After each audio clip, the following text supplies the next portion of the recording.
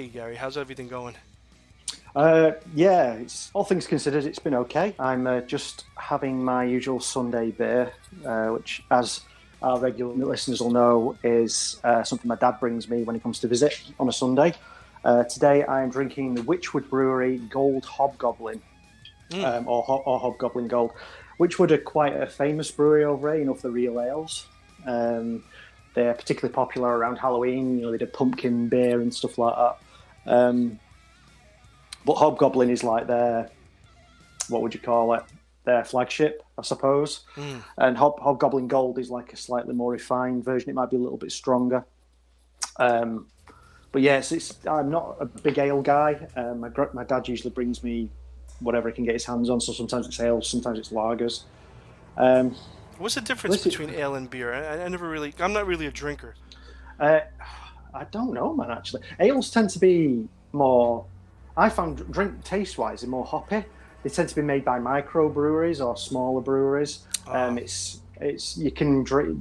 The joke is, the American thing is like, us Brits drink our beer warm.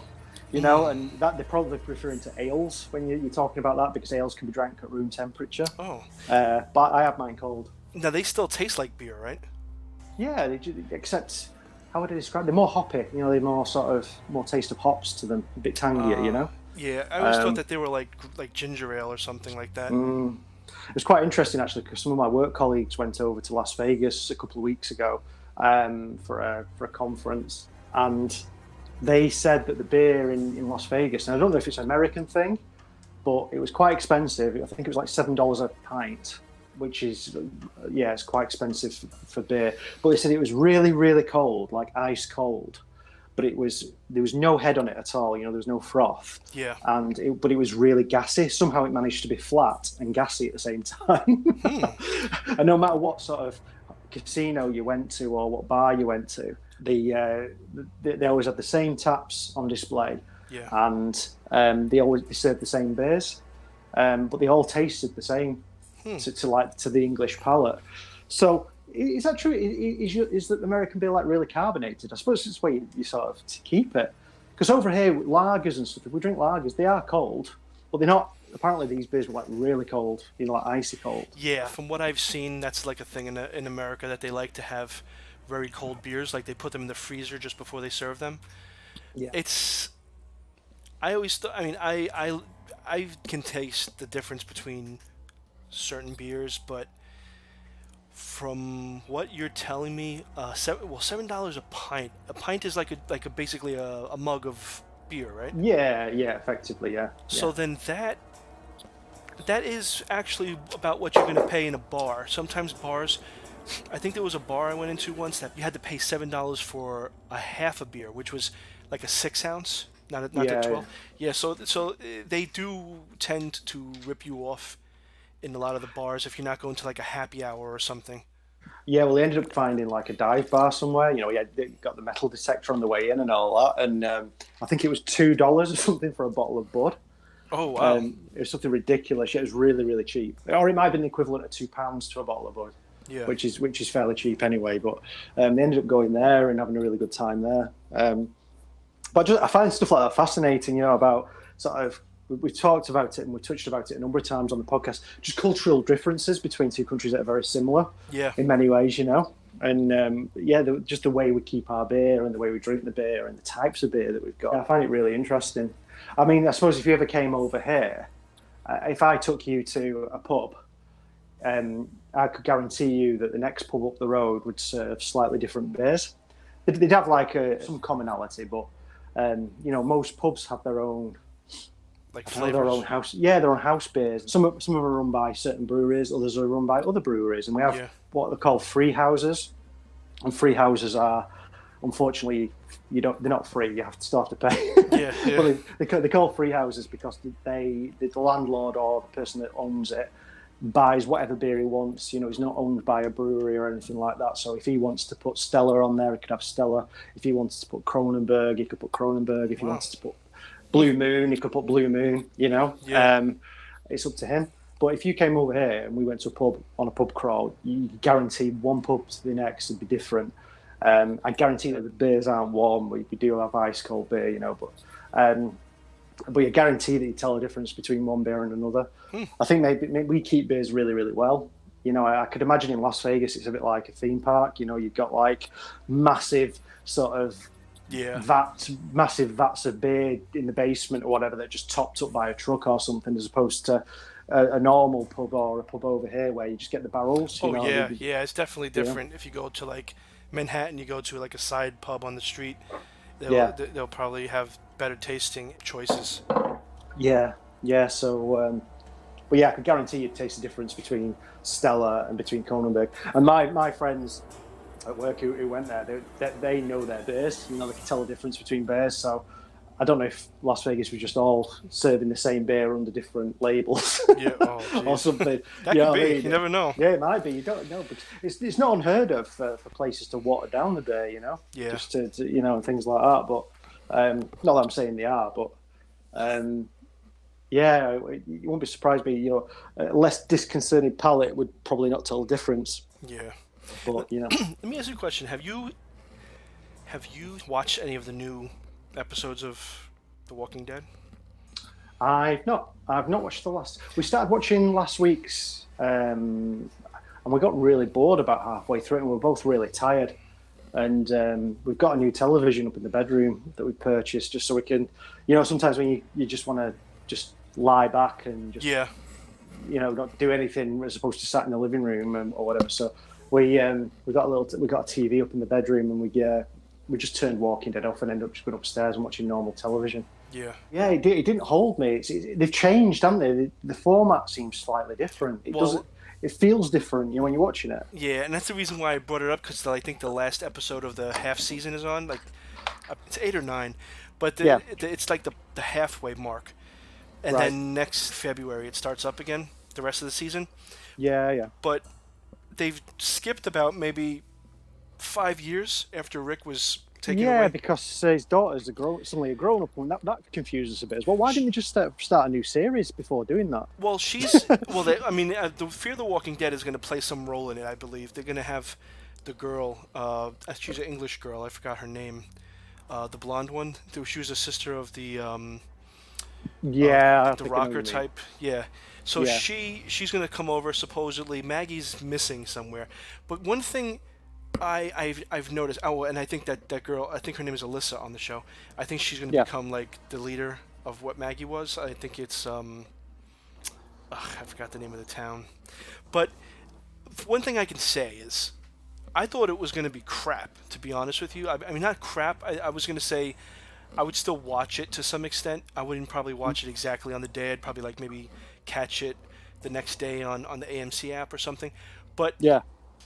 it's actually not bad, and it's entertaining to see the way they've come and what's being set up to happen. The Whisperers are coming in.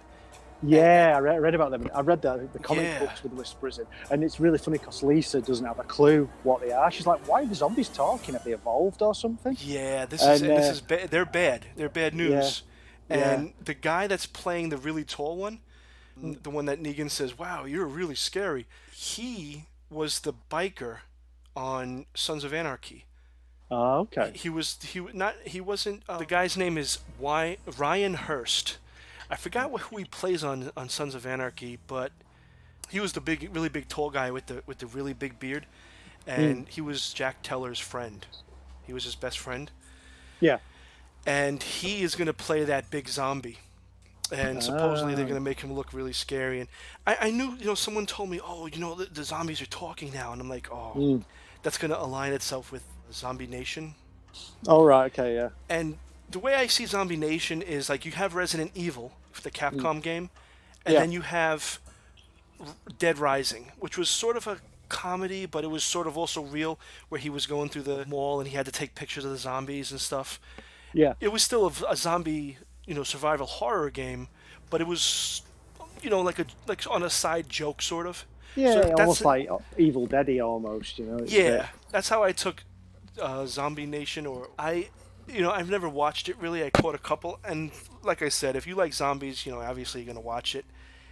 But Walking Dead, when they did that whole talking thing, because on Zombie Nation, they can talk. some of the people can talk to zombies or something. All right, okay. Yeah, I've so never I seen thought it. I thought they were going to go in that direction with The Walking Dead, but then it made sense with the whispers because if you listen to the zombies, they're whispering. Yeah, They're kind of. So I said, oh, okay, that's why they're following Eugene into this. This episode is going to be Daryl, and I think Jesus coming to right. save Eugene. Yeah, And I knew exactly what it was as soon as I heard it. And like I said, Lisa doesn't read the comic books, and I was like, "Yep, I know what this is. I know exactly what it is." yeah, But yeah, they're creepy and horrible, aren't they? well, I heard they're also ruthless. They don't really play around. So, I mean, I guess the bad guys keep getting worse and worse.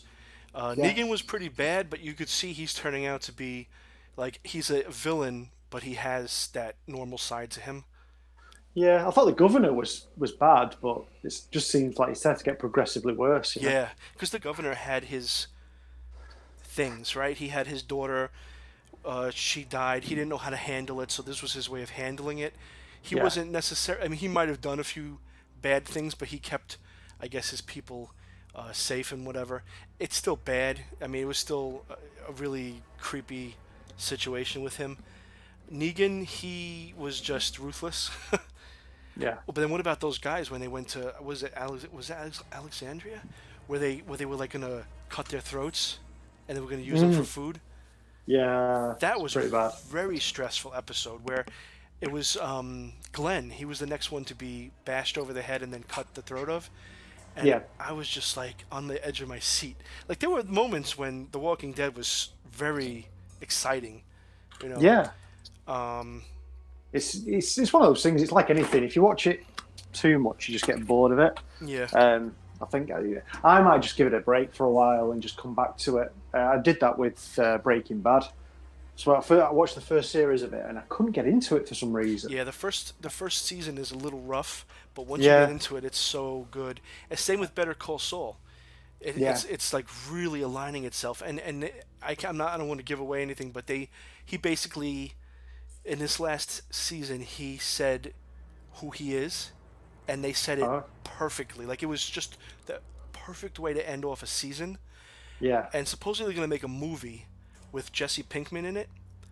Oh, okay. Yeah, and it's going to be after the Cinnabon thing. Because if you watch Yeah, Better Call Saul, the whole thing is like it's almost sort of like a frame story where it's right, yeah. Saul Goodman, he's in there, and then it goes to the past before Breaking Bad, and it shows everything. But at the end of every season, they sort of skip to that Cinnabon where he's like undercover because of the whole drug deal and everything. He's hiding out.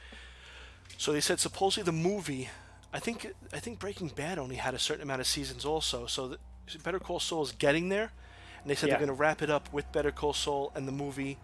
Somebody even saying on YouTube that Walter White is still alive because they measured out the turret gun, they measured out the exact car that he ducked down in. He was shot, but they also showed when he fell to the floor, the Mm. cops were there immediately. So they're saying he might have survived. Now, I know he had the cancer and everything, but that didn't mean he's going to die immediately right there on the spot from cancer. So if they could have gotten him to the hospital in time, it's Mm. possible that he's still alive. But then they didn't say anything about that. But it's a No. it's a rumor, and there's one YouTube channel. I don't remember the name, but if you type in "Is Walter White dead?" I'm sure you'll find it. They go painstakingly through every detail to find. It's insane how much detail they did. But I was thinking, wow, maybe he's not dead. You know? It's mad how people could just go in there and just analyze something. You'll break it down right to the bare bones. Into so have you put up your Christmas decorations yet, or is it too soon? Actually, I was going to take the tree out Yeah. tonight, and then I was going to put the lights outside. I was driving around the neighborhood, and I noticed a lot of people have their lights out already. I was like, wow. Nice. I mean, I know the weekend of Thanksgiving usually is when everybody does it. Mm. Yeah, I suppose it's slightly different for you, but over here, I think it's you hear people putting decorations up early November, and I personally refuse to do it until Yeah, after the 1st of December. yeah, I just wait till the 1st of December and then start putting them out, and then as soon as 12 days have passed after Christmas, usually just after New Year, I take them down again. You yeah. know, Sometimes I have put up a tree right after Halloween. Really? Yeah, that Jesus. that weekend, yeah, because it used to be a thing with my uncle to see who could get the tree up faster. Yeah, then sometimes, life gets in the way. You got, the children, you got the job, you get home, you're like exhausted, Yeah. You put the if I put the tree up here, Evie, little Evie, who's like 15 months old, she'd probably pull it down before we had the chance to. What I mean, she'd be hanging off it. She's getting around already, like she's on the roller. Yeah, she's no, she's been crawling for a while, but she's a bit of a late walker. She's like her older sister, who's 8 now. She was 14 months when she started walking. Oh, Eve okay. is 15 months now, and she still isn't. But she's showing the inclination to climb up and stand, Yeah, holding on to things. And she's got like a pushchair thing that she's got, and she holds onto the back of that and sort of walks along, pushing it. yeah. Um, It just but happens. It happens. yeah, Yeah, it's so something that just one day that she's just gonna be standing and you're like, oh, look at this. It's yeah. I mean, her cousin's younger than her by about 6 months, and he's already walking, and he's mm, been walking for a while, So, but she's going to end up walking, man. You know what I mean? yeah, I'm not one of these obsessive parents who's comparing progress with other kids, because at the end of the day, everyone's different. exactly, They're all going exactly, to get there in the end, aren't they? exactly. That's With the the thing. things. So it's fun being a parent, but it's yeah, it's got its challenges, especially when you're trying to write. I mean, I've not written Oh at yeah. all this week at all, just not had the chance. Well, my job has Uh, been crazy too, but let alone just coming home. It's just my job has been insane. I have yeah, no time to think about anything. I do get a little bit done. Don't get me wrong, during hmm lunch. And a new yeah, thing that I have been doing that I've found very useful. I know that you're supposed to read out loud your story to get that, yeah, but you reminded me recently to read, yeah, because I think I sent you something and you were like, oh, you should read it aloud, Will. And I hmm was like, oh, you're right. I forgot about that. So I started mm, doing that on my cell phone, yeah. and it's really making me see a lot of mistakes that aren't smooth. Oh gosh, yeah. Tell me about it. I've got the Microsoft Word on the PC's got a read aloud app, and you just type in read aloud in the Yeah, search bar, and it's got the option. And I hit it, and I'll be doing the ironing or doing some housework, and I'll be listening to it.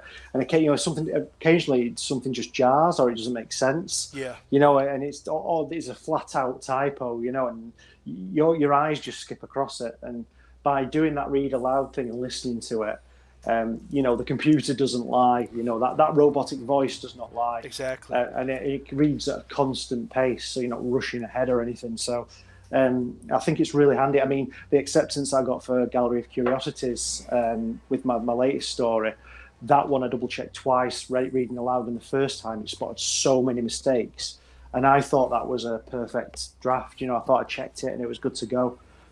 So it just shows. Well, also you can what I also in my mind think is that I'm doing a reading before a whole bunch of people, Hmm and I read the story how it will sound if I'm reading to a whole bunch of people. So if I have a whole bunch of parts where I'm getting caught, I say, well, that'll be embarrassing if people are looking at me like stuttering and stumbling. So I say, let me change this sentence so it's easier on your voice and how you get it across to the audience. And Yeah. it's been helping a lot. I mean, you don't want to also take out. Sometimes you can make the sentence easy to read, but then it's not going to make sense in another way. mm So mm in that case, maybe make two sentences, but it should always be Yeah. simple. Like what was that writer Hemingway? Yep. He had very simple sentences, but he painted a picture so clear. Yeah, You know. I mean, a good example is the one I submitted to the Cemetery Dance subs. But the Oh story yeah, I I remember submitted to now. that was Yeah, one called Chords, and I checked it over, and I thought it was perfect. I got sort of friend to read it. I got you to read it as well. yeah, Um, and it's only now that I sort of put it through, and I didn't put it through the audio thing. And it's only now that I put it through that I'm seeing that the opening paragraph, as much as it's painting a picture, it's quite convoluted, and it doesn't trip off the tongue very well when you're reading it. I mean, grammatically it's right and it sits in there okay, yeah, word structure wise, but it doesn't flow, and it's supposed to flow, and yeah. I can see that now. So Well, the funny thing is, I had one story also that I'm redoing, and I actually took paragraphs and sentences and put them two paragraphs down and moved this mm, paragraph to that place. And mm, time wise, it made a lot more sense, and it actually helped the story in that respect. So yeah, there's a lot it of things you does. can do when you catch. Yeah, absolutely. You. I always take my time with the first draft, more time than I should, because I know people who just throw them down. You know the stories. I think Eddie Generous was saying that he'd done 3,000 words or something in a couple of hours. You know, he'd literally just hammered this story out. And I think that's the way to be sometimes. But Yeah. I'm quite precious about what I put down, and I edit as I'm going along, and I really shouldn't. You know, you should just sort of get the story onto paper, Yeah. and you can worry about it later on. Yeah, and then sometimes Uh, as you go along, you'll just be editing automatically. You'll get to a point mm, where it's just natural. It just comes out, um, where you're not having to go back. no, no, that's it. It's just Um, getting the time. exactly. I'm working on a story for an invite anthology at the moment, and it's got a particular theme to it. And I've written the story out. I'm just going through, you know, starting the editing side of it, um, which you know, it's just so time consuming. And when I get home from work, you got the kids to look after, you know, changing diapers and Yeah. you know, doing homework with them and reading bedtime stories and you know, all sorts of weird and wonderful things. Yeah. By the time you actually sit down with the laptop on your knee and, you know, you get distracted by the television or you're tired and that's your day gone. Yeah, exactly. Well, So, it's getting close to the half hour part, and I'm gonna go downstairs because I gotta start doing this tree and everything. okay, cool. Yeah, I was going to say I need to go now anyway. Yeah, so that's So, another thing too. We're gonna probably be doing shorter episodes, mhm. unless it goes longer. Like if we have a guest on. Yeah, if it's a natural flow, then we'll carry on. Yeah, yeah, And just go for it. But we do have a guest next week. Very, very excited about this person. I'm going to, so we're going to talk to him about what we've sort of touched on today a little bit, being a parent and a writer. yeah, yeah. And we're going to talk about a new exciting endeavor that he's putting out there. So, Excellent. um, yeah, so I'm really looking forward to him. I've wanted to get this guy on for a while. Yeah, he's fantastic. So See you next week. see you next week. Bye bye.